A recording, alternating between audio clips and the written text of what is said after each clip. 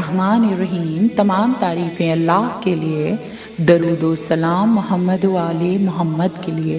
اللہم صلی علی محمد و آل محمد۔ بسم اللہ الرحمن الرحیم۔ تمام تعریفیں اللہ کے لیے، درود و سلام محمد و آل محمد کے لیے۔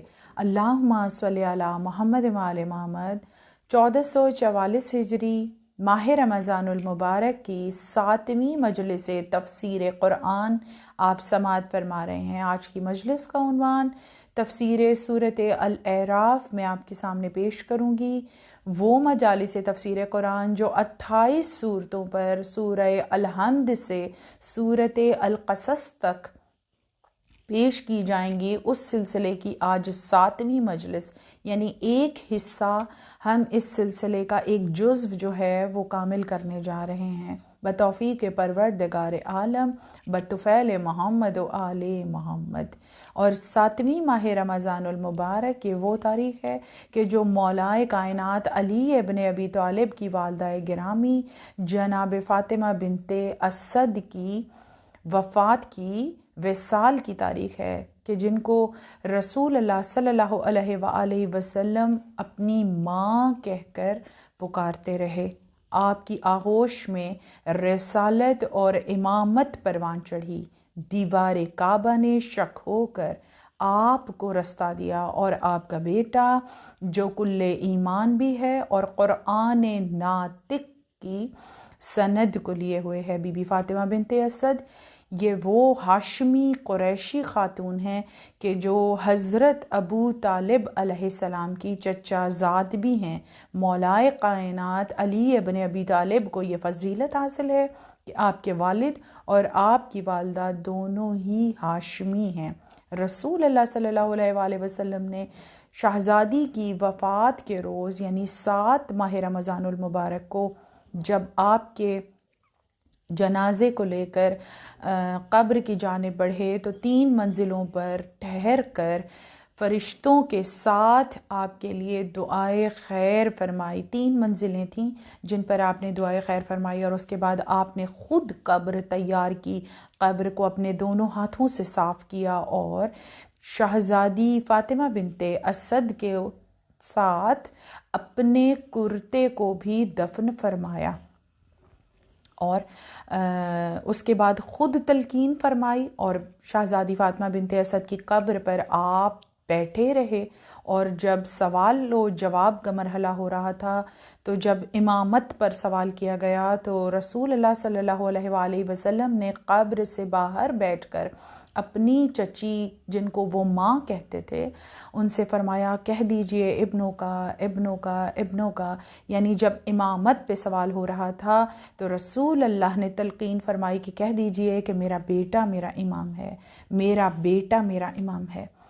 آج شہزادی کی وفات کا بھی دن ہے، اور ماہ رمضان المبارک کا آج 7واں روزہ ہے، جس روزے کے متعلق رسول اللہ صلی اللہ علیہ وآلہ وسلم نے ارشاد فرمایا کہ اول شب ماہ رمضان سے ہی آسمانوں کے دروازے کھول دیے جاتے ہیں اور اس میں دعائیں قبول ہوتی ہیں۔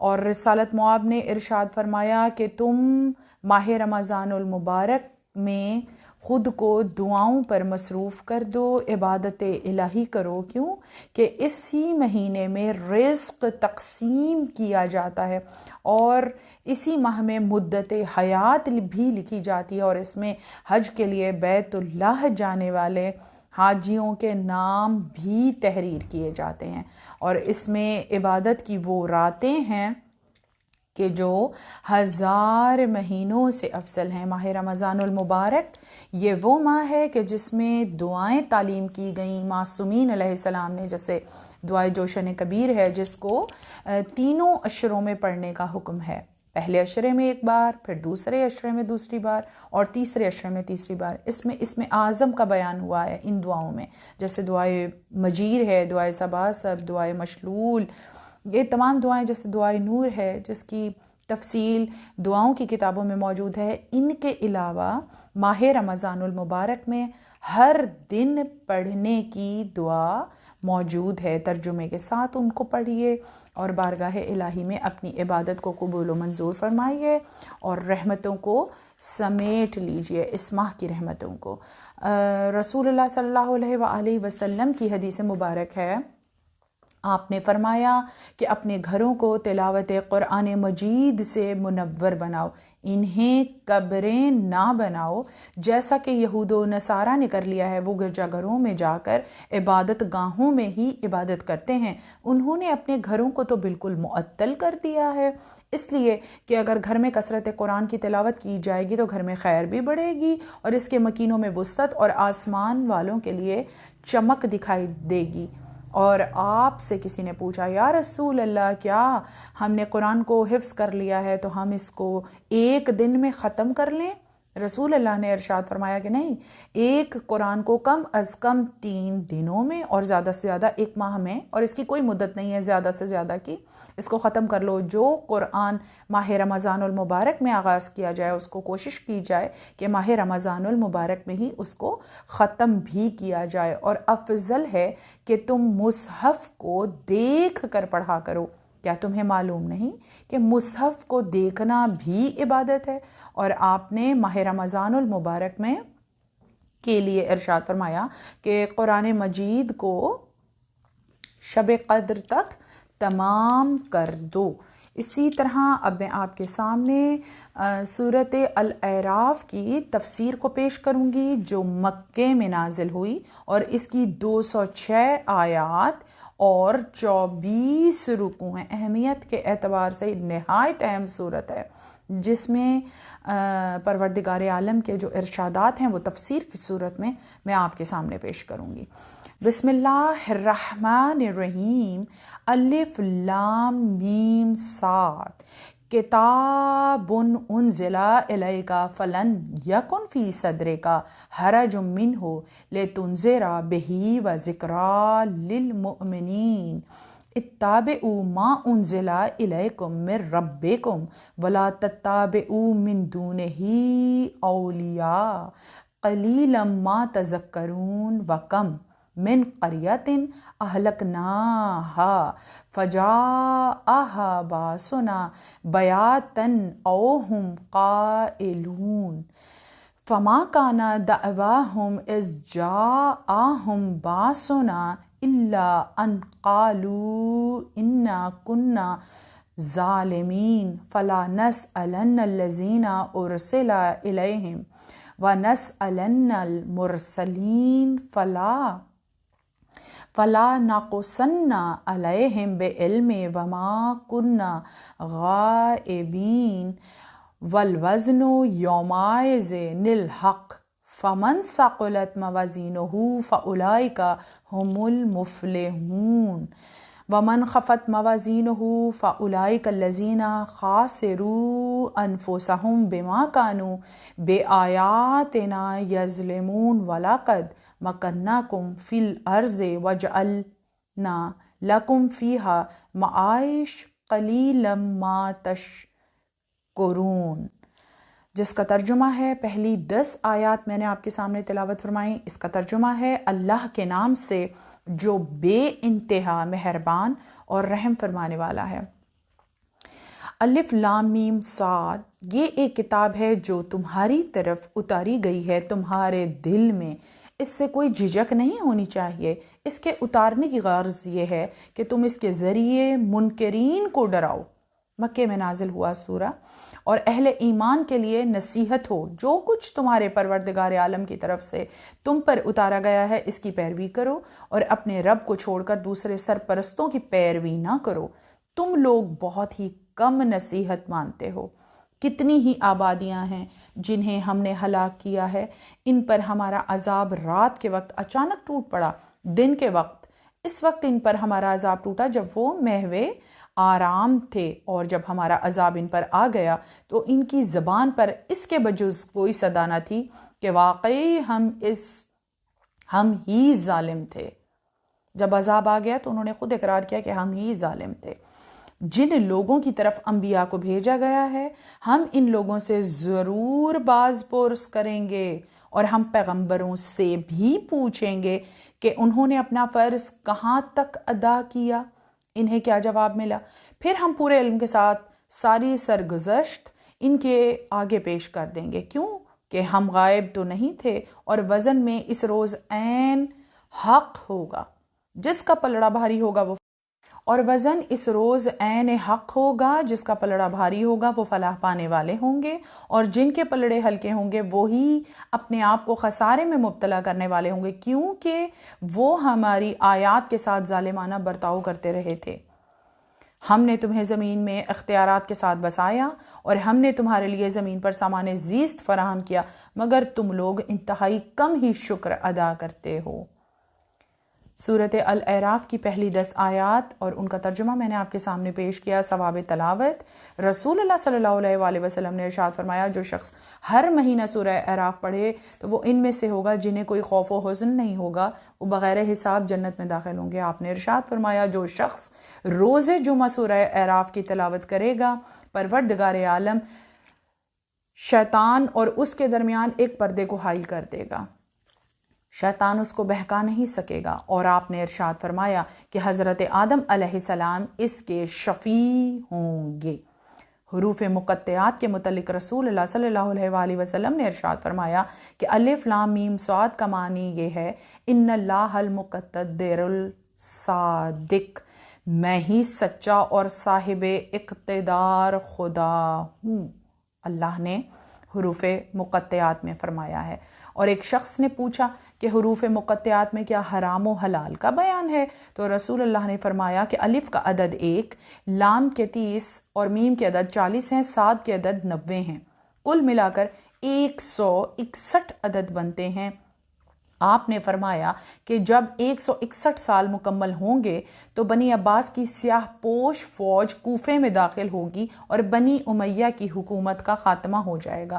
اور مزید برآں حروف مقطعات کے متعلق رسول اللہ صلی اللہ علیہ وآلہ وسلم سے حدیث بیان کی امام محمد باقر علیہ السلام نے کہ حروف مقطعات میں سے جس کے دن بھی پورے ہوتے ہیں تو اس کے اختتام پر بنی ہاشم میں سے کوئی نہ کوئی قیام کرنے والا قیام کرتا ہے۔ امام حسین علیہ السلام کے خروج کی ابتدا الف لام میم اللہ سے ہوئی تھی، اور جب اس کی مدت تمام ہوئی تو الف لام میم صاد کے وقت بنی عباس میں سے قیام کرنے والے نے قیام کیا تھا۔ ہمارے قائم آل محمد علیہ السلام اس کے اختتام پر الف لام را کے وقت ظہور فرمائیں گے، اور اسے اچھی طرح سے سمجھو اور ذہن نشین کر لو اور اپنے پاس اسے چھپا کر رکھو۔ سورۃ الاعراف میں ہی پروردگار عالم نے رسول اللہ کو تسلی بھی دی کہ جب آپ کو یہ خوف لاحق تھا کہ اگر میں مکے والوں کے سامنے ان آیات محکمات کو پڑھ کر سناؤں گا تو وہ میری جان کو بھی نقصان پہنچائیں گے اور بے ادبی کریں گے، اور انہوں نے کی۔ اس کے جواب میں اللہ نے آیت نازل کی کہ تمہارے دل میں اس سے کوئی جھجک نہیں ہونی چاہیے کہ اس کے اتارنے کی غرض یہ ہے کہ تم اس کے ذریعے منکرین کو ڈراؤ اور اہل ایمان کے لیے نصیحت ہو۔ اس آیت کی تفسیر یہ ہے کہ جب رسول اللہ کو ایک خوف ہوا کہ یہ مکے والے میری تکذیب کریں گے تو اللہ نے اس آیت کے ذریعے سے آپ کو خوف سے امان دی تھی اور بتایا کہ خدا کی اطاعت میں ہی کامیابی کا راز مضمر ہے۔ اور اس کے ذیل میں مولا کائنات نے ارشاد فرمایا کہ لوگوں، خدائی تعلیمات کی اتباع میں عظیم کامیابی چھپی ہوئی ہے، اس کا چھوڑنا بہت بڑی خطا ہے، اللہ کی آیات پر عمل کرو۔ اور مولا کائنات نے اس آیت کے ذیل میں کہ قیامت کے دن انبیاء امم سے جواب طلب کیا جائے گا، اللہ پوچھے گا۔ مولا نے فرمایا کہ قیامت کے حالات کے تذکرے میں امام نے فرمایا کہ اللہ جو ہے وہ جس طرح اپنی امتوں سے سوال کرے گا اسی طرح اللہ انبیاء سے بھی سوال کرے گا کہ کیا تم نے میرا پیغام پہنچایا ہے امتوں تک؟ تو انبیاء کہیں گے پروردگار عالم جیسا تو نے کہا ہم نے ویسا ہی تیرا پیغام امتوں تک پہنچا دیا تھا۔ اور جب اللہ یہی سوال امتوں سے کرے گا، امتیں اس وقت جھوٹ کا سہارا لے کر کہیں گی ہمارے پاس کوئی بشیر و نذیر نہیں آیا۔ امتیں اس وقت بھی جھوٹ بولیں گی میدان محشر میں۔ اس وقت تمام انبیاء حضرت رسول اللہ صلی اللہ علیہ وآلہ وسلم کو اپنا گواہ مقرر کریں گے، تمام انبیاء رسالت مآب صلی اللہ علیہ وآلہ وسلم کو اپنا گواہ مقرر کریں گے اور آپ انبیاء کی تصدیق کریں گے اور انکاری امتوں کی تکذیب کریں گے۔ آپ اس وقت ہر امت سے فرمائیں گے یقیناً تمہارے پاس بشیر و نذیر آیا تھا، اللہ ہر چیز پر قدرت رکھنے والا ہے، یعنی خدا کے پاس اختیار موجود ہے کہ وہ تمہاری زبانوں پر مہر لگا دے، اور زبانیں خود گواہی دیں گی، آنکھیں خود گواہی دیں گی، کان خود بتائیں گے کہ یہ شخص کیا سنا کرتا تھا، کیا بولا کرتا تھا، کیا دیکھتا تھا، اور ہاتھ خود گواہ بن جائیں گے۔ اللہ قادر مطلق ہے، اللہ کی قدرت ہے، وہ سب جانتا ہے۔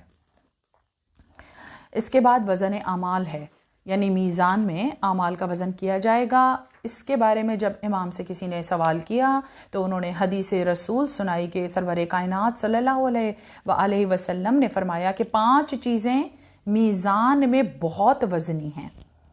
میدان محشر میں 5 چیزیں ہمارے اعمال کے وزن کو بہت وزنی کر دیں گی، اور وہ یہ ہیں کہ سبحان اللہ والحمد للہ ولا الہ الا اللہ واللہ اکبر۔ اور 5ویں نیکی جو میزان میں بہت وزنی ہے وہ یہ ہے کہ اگر کسی مسلمان نیک کا بیٹا اگر چلا جائے دنیا سے، اس سے بڑا کوئی غم ہی نہیں ہے اولاد کے غم سے بڑھ کر۔ رسول اللہ نے فرمایا کہ وہ اس پر صبر کرے تو اللہ اس کو جزائے خیر دے گا۔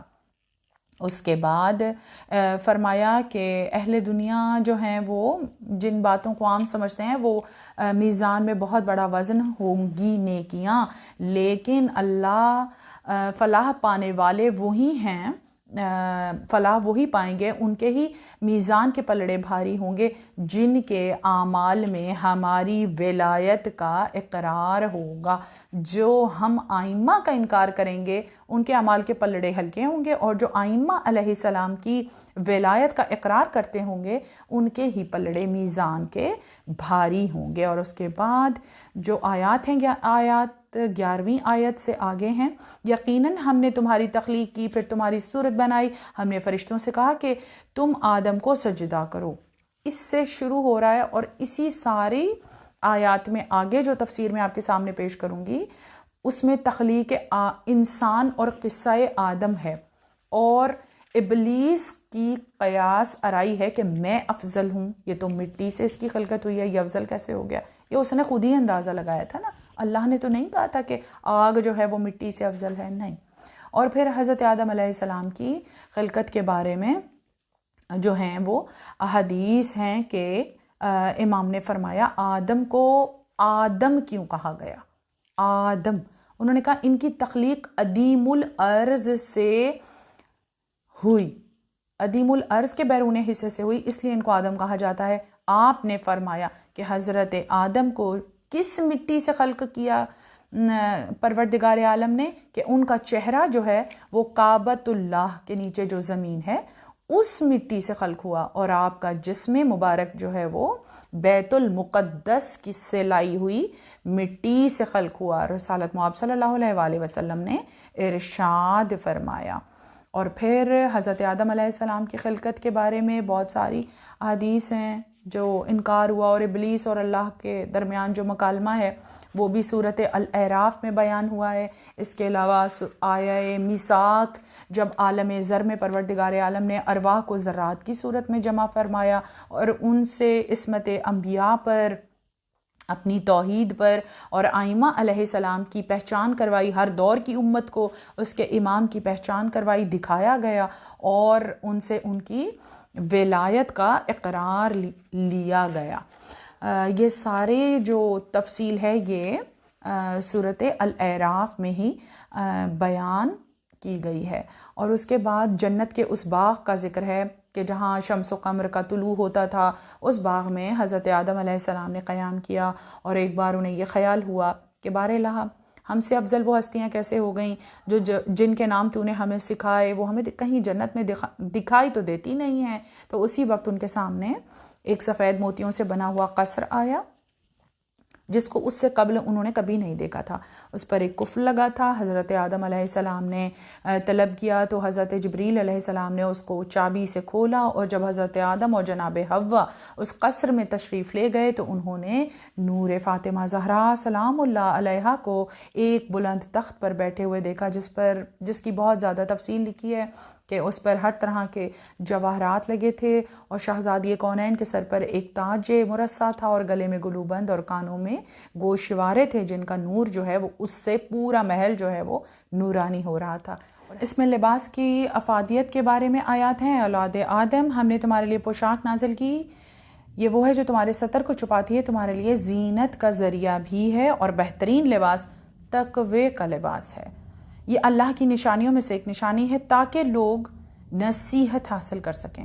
امام نے فرمایا کہ بنی آدم سے مراد تمام انسانیت ہے، اور فرمایا کہ لباس سے مراد تمہارے وہ کپڑے ہیں جنہیں تم پہنتے ہو، اور ریش سے مراد مال و دولت مراد ہے۔ پاک دامنی تقوی کا لباس ہے، کیونکہ متقی معمولی لباس میں بھی ہو پھر بھی وہ ڈھکا ہوتا ہے، جبکہ بدکار نے خواہ کتنے ہی کپڑے پہن رکھے ہوں مگر وہ بے لباس ہے۔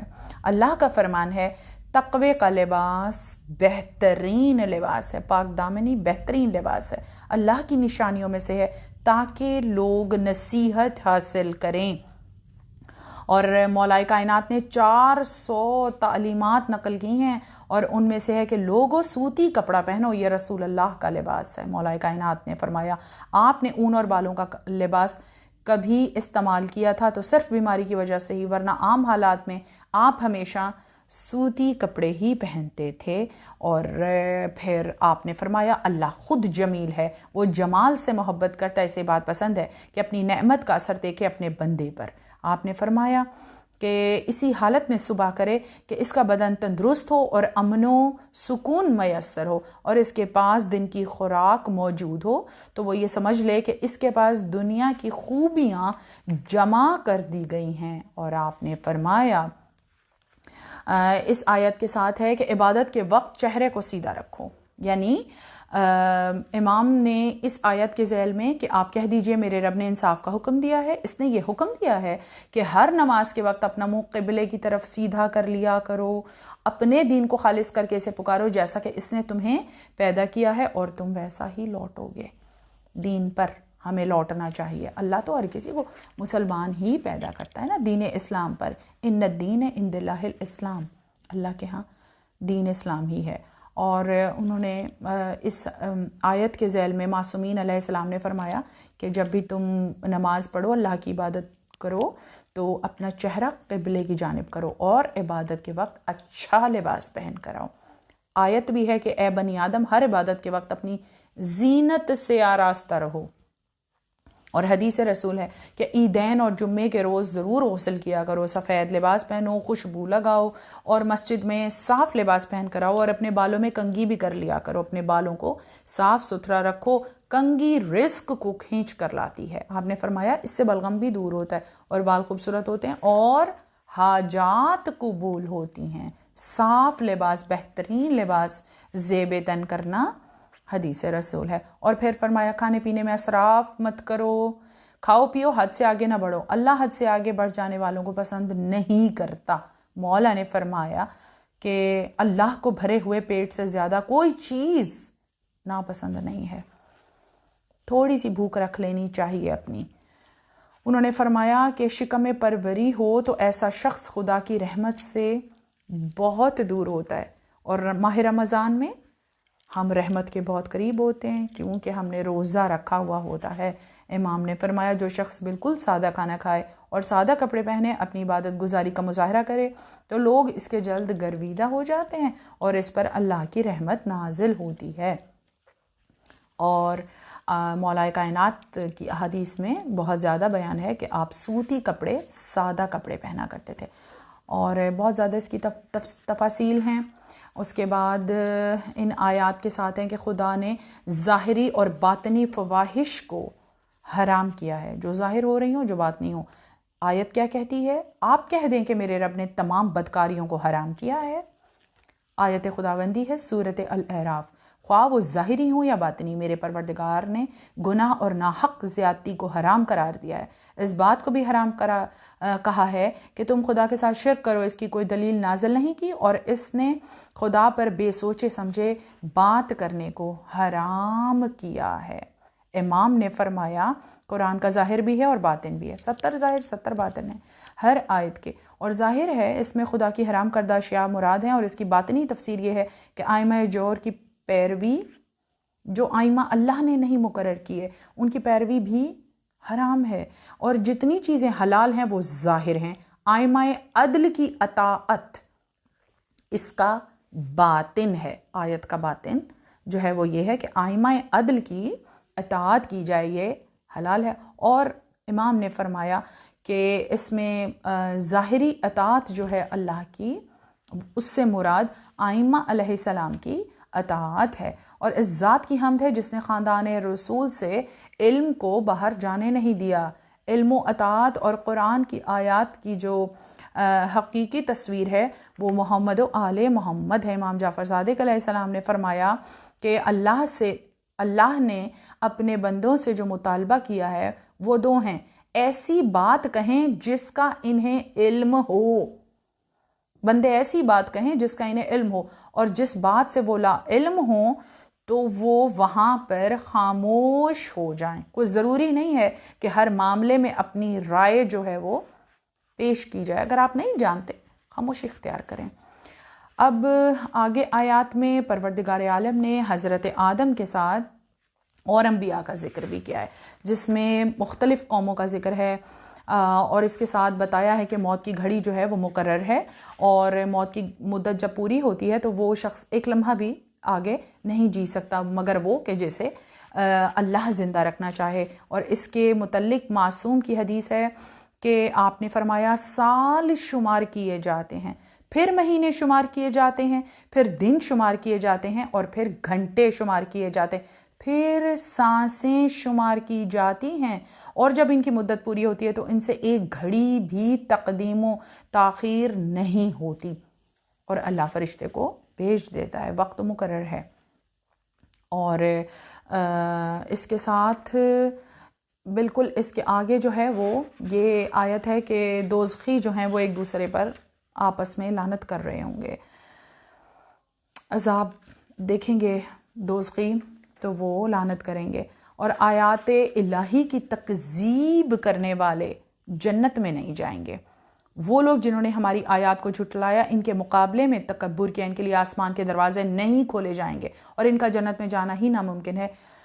جتنا سوئی کے ناکے سے اونٹ کا گزرنا، ہم مجرموں کو ایسا ہی بدلہ دیں گے۔ اس آیت کی تفسیر میں امیر المؤمنین نے فرمایا کہ آسمان کے دروازے 5 موقع پر کھلتے ہیں: بارش کے وقت، جہاد کے وقت، اذان کے وقت، اور زوال آفتاب کے وقت قرآن پڑھا جائے، طلوع فجر کے وقت۔ مولا نے فرمایا کہ آسمانوں کا تالا اللہ کے ساتھ شرک کرنا ہے، اور آسمانوں کی چابی کلمہ لا الہ الا اللہ محمد الرسول اللہ علیہ ولی اللہ ہے۔ اس سے آسمان کے دروازے جو ہیں اس کلمے کی ادائیگی کے ساتھ کھل جاتے ہیں۔ اور پھر سورۃ الاعراف میں اللہ کی حمد کرنے کا بھی حکم ہے کہ اللہ کا ذکر کیا جائے، اور اس میں دعائے سلامتی سفر بھی ہے، جس کے لیے رسول اللہ نے فرمایا کہ جو شخص بھی یہ دعا پڑھے گا اس کا جانور بھی محفوظ رہے گا، اور وہ سفر بھی بخیر ہوگا، اور سواری بھی محفوظ رہے گی، اور سوار بھی محفوظ رہے گا۔ اور اسی آیت کے ساتھ اگلی آیت ہے کہ ان کے درمیان ندا کرنے والا ندا کرے گا، ظالموں پر اللہ کی لعنت ہو۔ ندا کرنے والا یعنی مؤذن۔ اذان کا ذکر بھی سورۃ الاعراف میں ہے، اور آپ رسول اللہ صلی اللہ علیہ وآلہ وسلم نے فرمایا کہ ندا کرنے والا، اذان دینے والا کون ہے؟ امیر المؤمنین علی ابن ابی طالب ہیں۔ آپ نے فرمایا کہ میدان محشر میں روز قیامت جو ہیں وہ اللہ کی طرف سے جو اذان دے گا وہ اذان خود علی ابن ابی طالب ہیں، اور دینے والا جو مؤذن ہے وہ بھی علی ابن ابی طالب ہے۔ مولا نے فرمایا قرآن میں میرا نام اذان بھی ہے، اور اس آیت کے ضمن میں امام نے فرمایا کہ مؤذن امیر المؤمنین ہوں گے، اور وہ ایسی اذان دیں گے جسے ساری مخلوق سنے گی۔ اور اب ہے سورۃ الاعراف۔ اعراف کیا ہے اور رجال اعراف کون ہیں؟ پروردگار عالم نے سورہ اعراف میں ارشاد فرمایا، اور ان دونوں گروہوں کے درمیان ایک اوٹ حائل ہوگی، اور اعراف بلندیوں پر کچھ لوگ ہوں گے جو ہر ایک کو اس کی علامت سے پہچانیں گے، اور وہ جنت والوں سے پکار کر کہیں گے سلام علیکم، تم پر سلامتی ہو۔ کہیں گے یہ ابھی جنت میں داخل نہیں ہوئے ہوں گے مگر اس کے امیدوار ہوں گے۔ امام نے فرمایا ہر امت کا حساب اس کا امام زمانہ کرے گا، اور آئمہ اپنے دوستوں اور دشمنوں کو ان کی حالت اور علامت سے ہی پہچان لیں گے، اور اپنے دوستوں کے دائیں ہاتھ میں اعمال نامہ دیں گے اور ان کے دوست داخل جنت ہو جائیں گے، اور دشمنوں کو بائیں ہاتھ میں ان کا اعمال نامہ پکڑائیں گے اور وہ بلا حساب کتاب جہنم میں داخل ہو جائیں گے۔ اور امام نے فرمایا اعراف والے ہم ہیں، اعراف پر میرے چچا حمزہ، میرے بھائی جعفر طیار اور ابن رسول اللہ صلی اللہ علیہ وآلہ وسلم ہوں گے۔ خدا کی قسم جس نے دانے اور گٹلی کو شگافتہ کیا ہے، ہمارا کوئی محب دوزخ میں نہیں جائے گا اور ہمارا کوئی دشمن جنت میں داخل نہیں ہو سکے گا۔ اور انہی اعراف والوں کے لیے حضرت امام جعفر صادق علیہ السلام نے ارشاد فرمایا کہ یہ جنت اور جہنم کے درمیان ایک بلند ٹیلہ ہوگا، اس پر آئمہ علیہ السلام اپنے شیعوں کے ساتھ کھڑے ہوں گے۔ کچھ مومن ان سے پہلے جنت میں جا چکے ہوں گے اور کچھ جو ہیں وہ دشمن جہنم میں جا چکے ہوں گے۔ یہ وہ لوگ ہیں جن کے اعمال ناموں میں آدھی نیکیاں اور آدھے گناہ برابر ہوں گے تعداد میں۔ اور اہل اعراف کے لیے بھی امام نے مزید فرمایا کہ صاحب اعراف وہ ہیں کہ جن کی نیکیاں اور برائیاں برابر ہوں گی، خدا انہیں چاہے تو دوزخ میں بھیج دے ان کے گناہوں کی وجہ سے، اور چاہے تو انہیں جنت میں بھیج دے، یہ اس کی رحمت ہوگی۔ اور پھر امام نے یہ فرمایا کہ قیامت کا دن ہوگا تو سبز اور سفید یاقوت کے 7 نورانی قبے نصب کیے جائیں گے، ہر قبے میں زمانے کا امام تشریف فرما ہوگا۔ صاحب قبا کی شان و شوکت دیکھ کر نیک اور بد افراد کسی تخصیص کے بغیر ان کے گرد جمع ہو جائیں گے، یہاں تک کہ جنت کے دروازے پر رک جائیں گے۔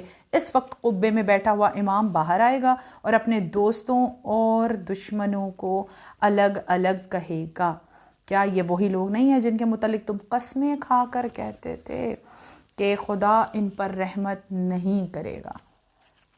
امام جس کو چاہیں گے جنت میں داخل کروائیں گے اپنے محبوں کو، اور اپنے دشمنوں کو بغیر حساب کتاب جہنم میں بھیج دیں گے۔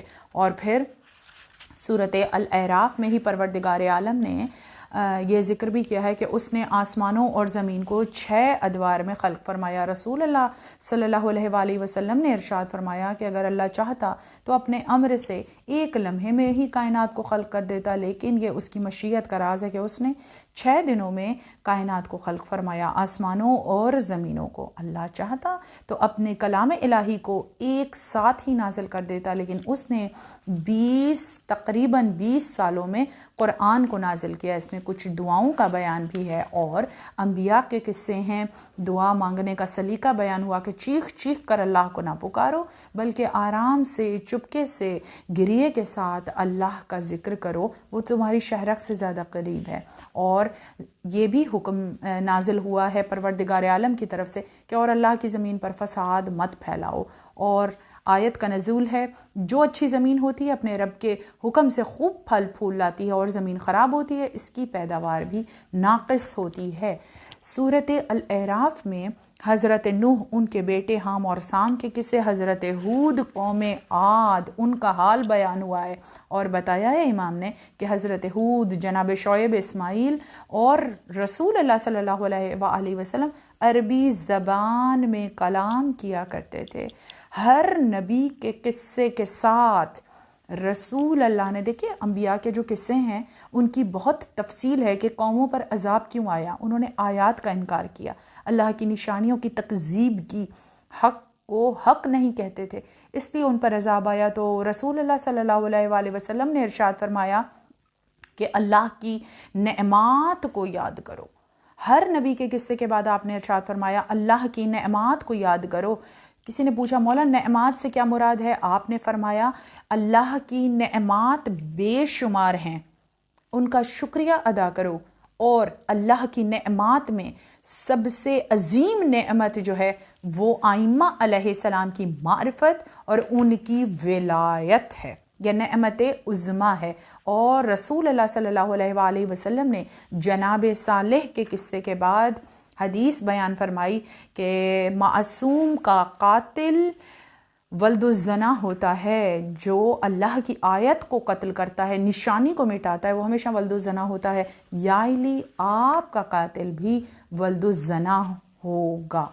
اور قوم لوط کا ذکر ہے سورۃ الاعراف میں، قوم لوط کا بھی ذکر ہے۔